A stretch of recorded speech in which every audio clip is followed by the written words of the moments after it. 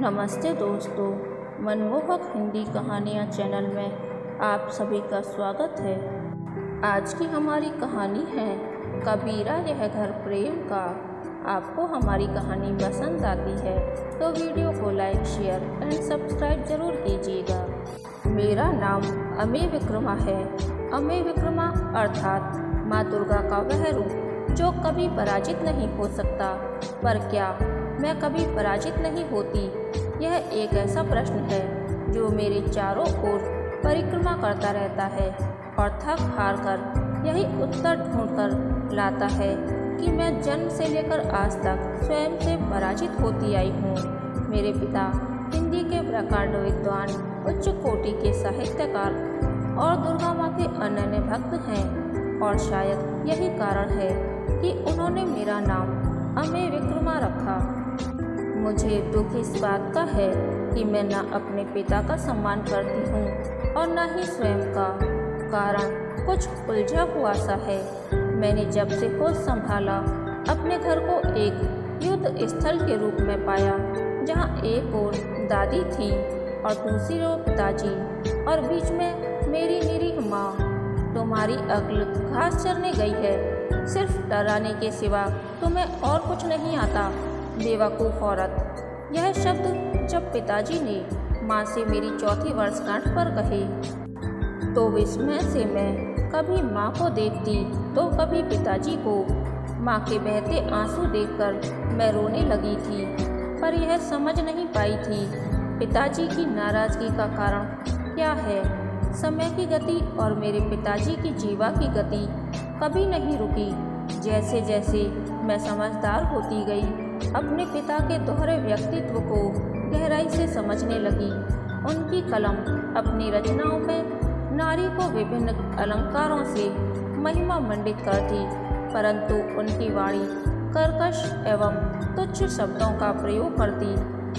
जहाँ तक मैं समझ पाई, पिताजी की दृष्टि में घर तभी सफलतापूर्वक चल सकता है जब औरत की नाक में नकेल डालकर रखी जाए, और यही कारण रहा कि उन्होंने अपने इस प्रयास में कभी कमी नहीं छोड़ी।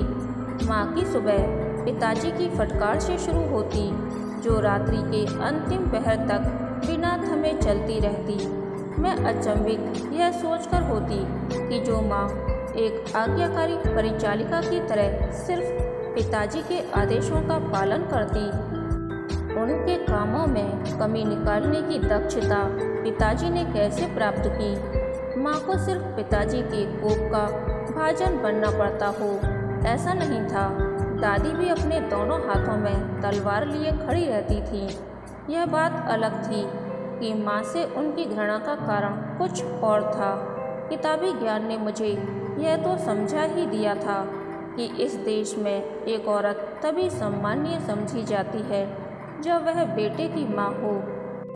दादी के कटाक्षों और पिताजी के अपमानों के बीच मैंने माँ को हमेशा शांत देखा। समय अपनी गति से बहता गया और मैं भी जीवन के उस पड़ाव पर आ गई जहाँ पर डर से कहीं ज़्यादा मन में घुमड़ते हुए प्रश्न परेशान करते हैं। एक दिन मैंने माँ से पूछ ही लिया, माँ, क्या आपको बुरा नहीं लगता? क्या इस जीवन से आप खुश हैं? पिताजी और दादी की इच्छाओं को पूरा करना ही आपके जीवन का उद्देश्य है? क्या आपके खुद के कोई सपने नहीं हैं? आगे और सवाल मत पूछना, नहीं तो मैं बेहोश हो जाऊंगी। माँ ने हंसते हुए कहा, अमेय बेटा, जहाँ तक तुम्हारे पिताजी के गुस्से की बात है, वह उनका स्वभाव है। अगर वह समझते हैं कि उनके कड़वे शब्दों से मैं उनके प्रभुत्व में रहूंगी, तो इसका विरोध करके घर की और स्वयं की शांति का हनन करने के सिवाय कुछ हासिल नहीं होगा। तुम्हारा दूसरा सवाल मेरे सपनों से जुड़ा है, तो मैं एक आम इंसान हूँ और हर व्यक्ति की तरह मेरी आंखों ने भी सपने देखे हैं। मैं तुम्हारी ही उम्र की थी, मेरी साहित्य में बहुत रुचि थी और मेरे सपने मेरी लेखनी से जुड़े थे। तुम्हारे नाना चाहते थे कि मेरे सपने यथार्थ का रूप लें, और उनका यह विश्वास तब और भी दृढ़ हो गया था जब मैंने कॉलेज में हुई युवा कथाकार प्रतियोगिता को जीता। समाज में घट रही हर घटना मुझे लिखने के लिए प्रेरित करती। धीरे धीरे मेरी कहानियाँ विभिन्न पत्रिकाओं में छपने लगीं। मेरे सपने पंख लगाकर उड़ रहे थे, पर नियति को कुछ और ही स्वीकार्य था। किसी समारोह में तुम्हारे नाना की मुलाकात तुम्हारे पिताजी से हुई। पिताजी को तुम्हारे पिता की विद्वता और नम्रता दोनों ही भा गईं, और यह सोचकर कि दो विचारधारा के लोग जब एक धरातल पर आकर खड़े होंगे तो उन्नति और खुशियाँ चारों ओर से आएंगी। उन्होंने मेरा हाथ तुम्हारे पिता के हाथों में सौंप दिया। शादी के कुछ दिनों के बाद जब मैंने तुम्हारे पिता को अपनी एक कहानी दिखाई तो वह बोले, यह क्या बकवास है, खुद को सरस्वती का अवतार समझती हो। लेखन तो ईश्वर का वरदान होता है, यह तुम्हारे बस की बात नहीं है। औरतों का काम घर संभालना होता है, उससे ही ढंग से कर लो, वही मेरे लिए बहुत है। यह कहकर वह तो उठकर चले गए, पर मुझे कभी भी खत्म न होने वाली खामोशी दे गए। ऐसा नहीं था कि मैंने उसके बाद लिखना बंद कर दिया। तुम्हारे पिताजी के शब्दों ने मुझे दुख जरूर पहुंचाया था, पर जीने की एक राह भी दी थी। वो क्या माँ? मैंने माँ से उत्सुकता से पूछा। वह यह कि मैं अच्छे से अच्छा लिखूं। अम्मी, मेरे पिता कहा करते थे कि जिस पल से तुम स्वयं को दूसरे की दृष्टि से आंकने लगोगे, तुम स्वयं बिना किसी प्रयास के समाप्त हो जाओगे। तुम क्या हो, यह आकलन तुम्हारा स्वयं का होना चाहिए। यह बात मेरा जीवन सूत्र थी। मैं तुम्हारे पिताजी से छुपकर लगातार लिखती रही। हर वह दर्द, हर वह शब्द जो मेरे अंदर तीर की तरह चुभाया जाता, उसे मैंने शब्दों का आकार दिया। तुम देखना चाहोगी? और यह कहकर माँ उठी और अपनी अलमारी से एक मोटी सी डायरी लेकर आई। मेरी बेटी उमा को उसके सपनों को साकार करने के लिए ढेर सारे आशीर्वाद के साथ तुम्हारे पिता की ओर से भेंट। डायरी के पहले पन्ने पर लिखा था, यह तुम्हारे नाना ने मुझे मेरी शादी पर दी थी। माँ ने डायरी की ओर इशारा करते हुए कहा। मैं एक एक करके डायरी में लिखे शब्दों को पढ़ने लगी, और कब रात से सुबह हो गई मुझे पता ही नहीं चला। यह सुबह मेरे लिए आम सुबह से बिल्कुल अलग थी। मेरी माँ की लेखनी न केवल मुझे गौरवान्वित कर रही थी, बल्कि जीवन जीने की प्रेरणा भी दे रही थी। मेरे भीतर कहीं आत्मविश्वास का बीज रोपित हो गया था। मैंने माँ की वह डायरी संभाल कर अपने पास रख ली। मेरे आत्मविश्वास का परिणाम बहुत जल्द ही मेरे सामने आया। वह अमेय विक्रमा जो किसी के सामने ढंग से अपनी बात को नहीं रख सकती थी, उसी अमेय ने कॉलेज में बेस्ट डिबेटर का अवार्ड जीता। अपनी इस खुशी में जब मैंने पिताजी और दादी को शामिल करना चाहा, तो उनकी प्रतिक्रिया अचंभित करने वाली थी। अभय, तेरी बेटी भाषणबाजी करने लगी है। कॉलेज तक तो ठीक है, कल को घर में ही यह सब शुरू न हो जाए। हमें पढ़ा लिखा कर करना भी क्या है, ब्याह लायक हो गई है। कोई ठीक ठाक लड़का देखकर हाथ पीले कर दे छोरी के। दादी की बात को सुनकर माँ, जो मेरे पास ही खड़ी थी, बोली, अम्मा, अभी तो कॉलेज का पहला साल है, कम से कम बीए तो कर ले। तुमसे किसी ने सलाह मांगी? जहाँ खड़ी होती हो अपनी बक बक शुरू कर देती हो। पढ़ लिख कर तुमने कौन सा तीर मार लिया? टर्राना बंद कर, जा चाय बना ला। पिताजी ने जब माँ से कहा तो ना जाने मुझ में कहाँ से हिम्मत आ गई, और मैं बोली, पिताजी, इंसान नहीं, मेढक टर्राते हैं। और आप सही कह रहे हैं, पढ़ लिख कर मैं कर भी क्या लूँगी। जब हम मानवता तक सीख नहीं पाते तो पढ़ने का फ़ायदा भी क्या। हाँ, पढ़ने का एक फ़ायदा ज़रूर है, हम बहरूपिये की भूमिका अच्छी तरह निभा पाते हैं। आपको ही देखिए, सारी दुनिया के सामने आप औरत को देवी, धरती और न जाने किन किन उपाधियों से बुलाते हैं, और घर पर माँ को इंसान होने का भी अधिकार। इसके आगे की बात मैं कह ही नहीं पाई क्योंकि पिताजी ने मेरे गाल पर जोर से थप्पड़ मार दिया। मैं उठकर अपने कमरे में चली गई। अम्मी, तुमने यह अच्छा नहीं किया। अपने पिता से इस तरह बात करना शोभा देता है क्या? माँ ने मुझसे कहा। माँ, मैं खुद भी ऐसा नहीं करना चाहती थी, पर क्या सिर्फ जन्म देने से ही कोई पिता बन जाता है या फिर 7 फेरे लेने से कोई पति? माँ, ऐसा नहीं होता। पिता, पति, बेटा, इन सभी रूपों के साथ कुछ कर्तव्य भी जुड़े होते हैं। सिर्फ 2 समय का खाना देकर यदि पिताजी अपने कर्तव्यों की इतिश्री समझते हैं तो वह गलत है। जब से मैंने रिश्तों को समझना शुरू किया है, आपके हिस्से में सिर्फ तिरस्कार और अपमान ही देखा है। हर आदमी औरत को अपनी जागीर समझता है और यही कारण है कि मैं शादी नहीं करना चाहती। यह कहते कहते मेरी आंखों से आंसू बहने लगे। अम्मी, तुम्हारी सोच गलत है। हर पुरुष एक जैसा नहीं होता। मेरी दृष्टि में तो यहाँ पुरुष शब्द का प्रयोग करना ही गलत है क्योंकि चारित्रिक विशेषताएं सभी इंसानों की अलग अलग होती हैं। यह सोचकर कि शादी करने के बाद कोई तुम पर अत्याचार करेगा, शादी के लिए मना करना अनुचित है। तुम्हारे नाना तुम्हारे सामने उदाहरण हैं।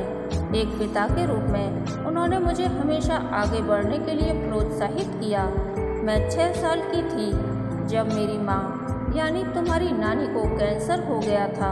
उनकी बीमारी का पता कैंसर के आखिरी स्टेज पर चला। मुझे याद है पिताजी माँ को एक बच्चे की तरह संभालते थे। वह जब तक जीवित रहीं उनकी दिन रात सेवा की और उनके इस दुनिया से जाने के बाद मुझे कभी माँ की कमी खलने नहीं दी। माँ की इन बातों को सुनकर भी मैं संतुष्ट नहीं थी। माँ, ऐसा 100 में से एक बार होता है। पुरुष हमेशा से ही घर में सत्ता और स्त्री पर प्रभुत्व की इच्छुक होता है। नहीं, ऐसा बिल्कुल नहीं है। सत्ता की चाह सिर्फ पुरुष में ही नहीं होती। क्या एक स्त्री सत्ता की इच्छुक नहीं होती? क्यों भूलती हो कि तुम्हारी दादी भी तुम्हारे पिता के समानांतर खड़ी हैं? जहाँ तक मेरी चुप्पी की बात है, यह मैंने अपनी इच्छा से चुनी है। खामोशी सदैव कायरता हो, ऐसा नहीं होता। हर मनुष्य के जीवन में कभी न कभी ऐसा पल आता है जब उसे 2 में से किसी एक का चुनाव करना पड़ता है।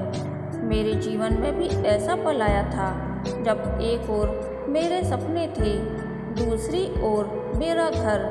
मैंने अपने लिए घर चुना क्योंकि मैं एक पत्नी और माँ बनकर रहना चाहती थी। हाँ, यह सच है कि यदि मेरे सपनों को पूर्ण करने में तुम्हारे पिता का सहयोग मिलता तो मुझे बहुत खुशी होती, पर मैंने असंतुष्ट जीवन कभी भी नहीं जिया। इसका कारण बहुत साधारण सा था। मैंने स्वयं को ना तो तुम्हारे पिता की नज़रों से ना ही तुम्हारी दादी की नज़रों से तोलने की कोशिश की, क्योंकि अगर मैं ऐसा करती तो स्वयं की दृष्टि में खुद को छोटा पाती और ऐसी स्थिति में ना तो मैं खुद का सम्मान कर पाती और न ही किसी और का। मैं माँ के तर्क के आगे निरुत्तर थी।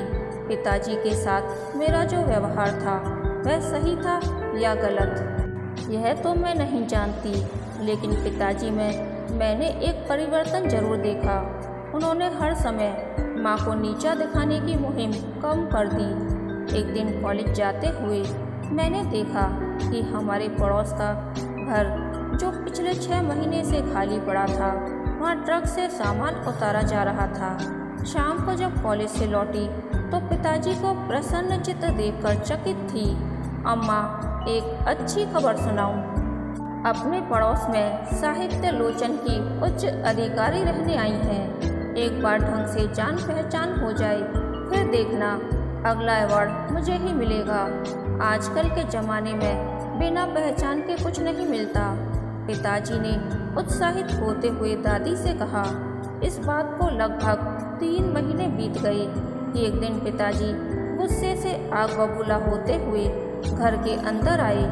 2 टके की औरत अपने आप को समझती क्या है?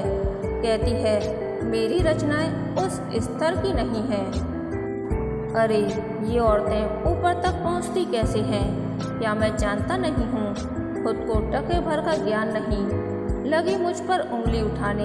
यह कहते कहते पिताजी का गुस्से के मारे चेहरा लाल हो गया। दादी बोली, अबे हुआ क्या है?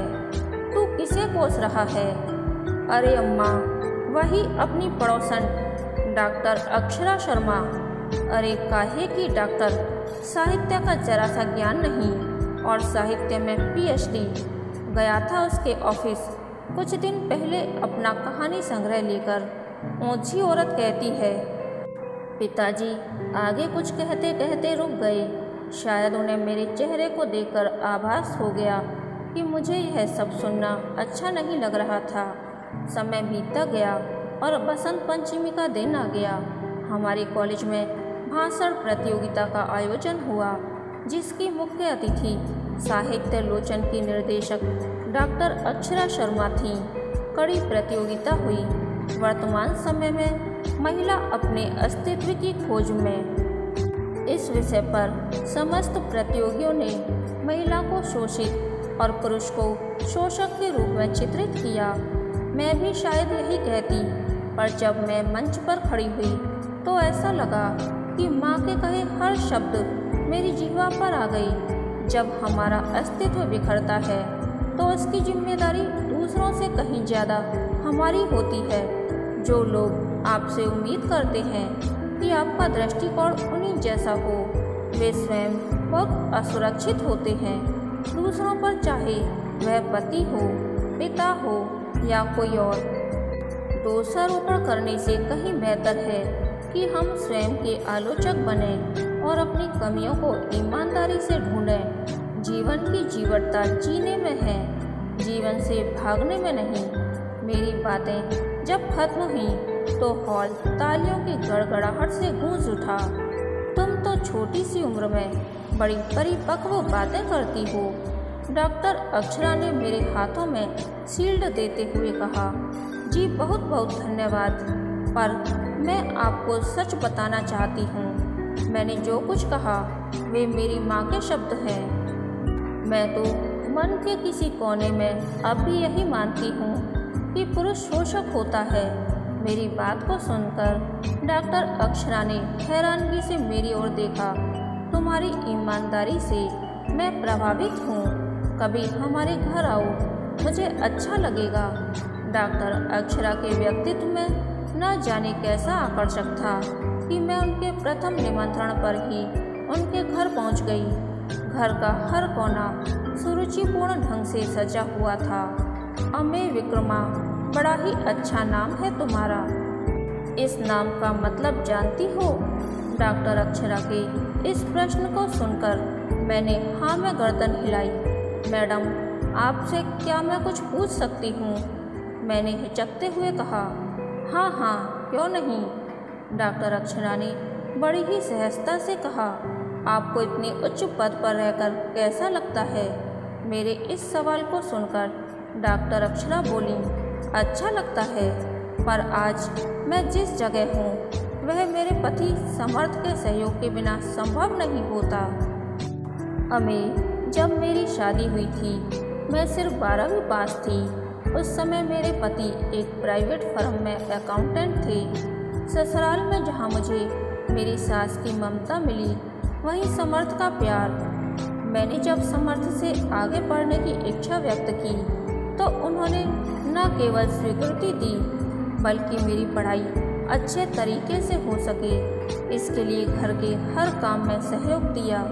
मैंने BA कर लिया और फिर हिंदी साहित्य में MA। जब मैंने MA में गोल्ड मेडल हासिल किया तो समर्थ की खुशी देखने लायक थी। सच कहूँ तो इससे आगे मैंने कुछ सोचा भी नहीं था, पर समर्थ ने मुझे PhD करने के लिए प्रेरित किया। जिस दिन मुझे डॉक्टरेट की उपाधि मिली वह दिन मेरे लिए स्वर्णिम था। मेरे जीवन में ईश्वर ने ढेर सारी खुशियाँ दी थीं, पर हर दिन एक जैसा नहीं होता। दुख के पल की शुरुआत मेरी सास की हृदय गति रुक जाने से हुई, मृत्यु से हुई। अभी इस आघात से मैं उबरी भी नहीं थी कि समर्थ की फ्रम घाटे में चलने की वजह से बंद हो गई। इन सब परेशानियों ने मुझे व्यथित कर दिया था। तभी समाचार पत्र में साहित्य लोचन में नौकरी का विज्ञापन प्रकाशित। मैंने इंटरव्यू दिया और सेलेक्ट हो गई। मैडम, सर को जॉब मिल गया था। मैंने पूछा तो वह बोली, नहीं, इससे भी मैं बहुत परेशान थी। यह परेशानी आंतरिक कम और बाहरी ज़्यादा थी। चाहे वह भारतीय समाज हो या पाश्चात्य, आदमी का घर पर बैठना सभी को खलता है। मुझे नौकरी करते हुए 6 महीने ही बीते थे कि ईश्वर ने मेरी कोख में अनन्या और शांतनु को भेज दिया। जुड़वा बच्चों का जन्म जहाँ ढेर सारी खुशियाँ लाया, वहीं ढेरों समस्याएं भी।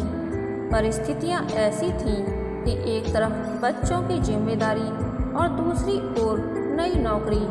पर इस मानसिक उलझन से मुझे समर्थ ने उबारा। उन्होंने सामाजिक परंपराओं को दरकिनार करते हुए बच्चों को संभालने की जिम्मेदारी अपने कंधों पर ली। यह निर्णय मेरे लिए भी आसान नहीं था। मैडम, क्या इन सबसे सर के अहम को ठेस नहीं पहुंची? मेरे इस सवाल पर वह बोली, बेटा, अहम परिवारों को तोड़ता है, स्वयं के विकास को रोकता है। अहम मनुष्य के व्यक्तित्व का सबसे बड़ा दुर्गुण है। दुख की बात यह है कि हम सभी स्वाभिमान और अभिमान में अंतर नहीं कर पाते। समर्थ के दोस्त उनको बीवी जमाई कहकर बुलाया करते, पर वह अपने दोस्तों की बातों को भी बड़ी सहजता से लेते। समय बदला। आज मेरे बच्चे बड़े हो गए हैं और समर्थ ने भी खुद की एक छोटी फर्म खोल ली है। तुम ही सोचो, क्या समर्थ की परिपक्व सोच के बगैर मेरा घर और मैं खुद इस जगह होती जिस जगह आज हूँ। डॉक्टर अक्षरा ने मेरी ओर देखा। शायद वह मेरी ओर से फिर किसी सवाल की प्रतीक्षा कर रही थी, पर मेरी खामोशी देखकर वह बोली, अमे, तुम बहुत छोटी हो, पर फिर भी मैंने तुम्हें आज अपने जीवन का सारांश इसीलिए बता दिया ताकि तुम समझ सको कि पुरुष का दूसरा नाम खलनायक या शोषक नहीं है। डॉक्टर अक्षरा की इस बात पर मैं बोली, आप ठीक कहती हैं, बिल्कुल मेरी माँ की तरह। क्या करते हैं तुम्हारे माता पिता? डॉक्टर अक्षरा के इस प्रश्न पर मैं एक पल को झिझकी। कैसे बताती अपने पिता का नाम, क्योंकि मैं जानती थी कि कुछ दिनों पहले ही उनके और पिताजी के बीच क्या हो चुका है, पर फिर भी कब तक टालती। इसीलिए बोली, जी मेरे पिता लेखक हैं, श्री अभय दीक्षित, और माँ गृहिणी हैं, पर वह बहुत अच्छा लिखती हैं। यह कहते हुए मेरी आंखों में चमक थी। तुम्हारे पिता से तो मैं मिल चुकी हूँ, भले इंसान हैं। डॉक्टर अक्षरा की इस बात को सुनकर मैं चकित थी। मैं कुछ कहती इससे पहले वह बोली, अपनी माँ को लेकर कभी घर आओ और उनकी रचनाएं भी लेकर आना। मैडम, क्या आप वह रचनाएं देखेंगी? मैं अभी लाती हूँ। और यह कहकर मैं तुरंत उठ गई। बिना उनके उत्तर की प्रतीक्षा किए दौड़ते हुए घर में आई, अलमारी से डायरी निकाली और चुन्नी में छुपाकर वापस डॉक्टर अक्षरा के घर पहुंच गई। मैडम, ये रही मेरी माँ की रचनाएं। मैंने डॉक्टर अक्षरा को माँ की डायरी देते हुए कहा, अमे, अगर तुम्हें कोई परेशानी ना हो तो इस डायरी को मेरे पास छोड़ दो, मैं इसे पढ़ना चाहूँगी। डॉक्टर अक्षरा की बात पर मैंने तुरंत स्वीकृति दी। 2 दिन के बाद मैं डॉक्टर अक्षरा के घर गई तो उन्होंने मुझसे जो कहा वह सुनकर मेरी खुशी का ठिकाना नहीं रहा। अमे, तुम्हारी माँ एक संवेदनशील लेखिका है। अगर तुम चाहो तो साहित्य लोचन इसे छापना चाहेगा। 2 महीने के बाद नाना की पुण्यतिथि पर मैंने माँ के हाथ में वह कबीरा यह प्रेम का किताब रखी। मेरी माँ को उनकी निधि उनके सपनों के साथ।